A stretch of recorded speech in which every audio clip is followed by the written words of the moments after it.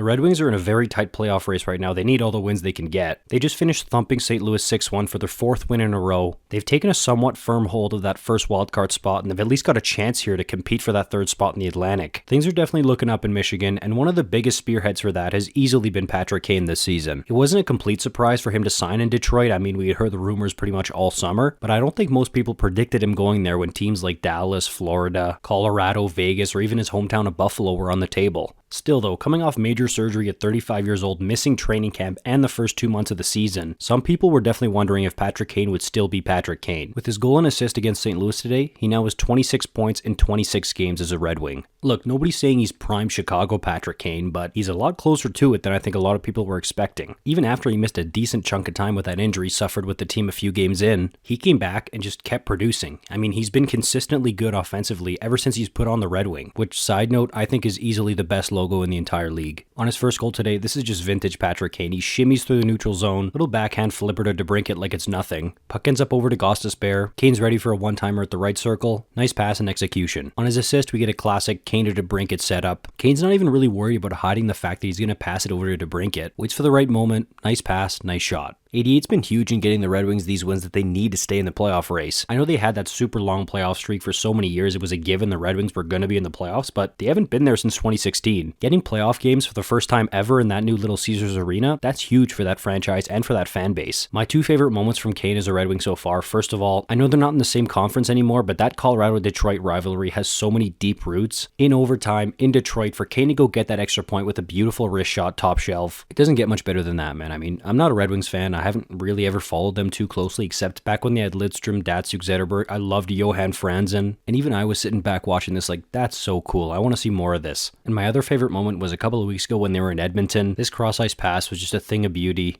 I love this angle of it, and I love how obviously he's passing, he's not taking a wrist shot, but the way he loads up and gets rid of it almost looks like a hybrid wrist shot pass. Awesome stuff. If you want me to cover the Red Wings more, make sure you like the video and comment letting me know. If you're new here, please consider subscribing. I'll see you in the next one. You're awesome.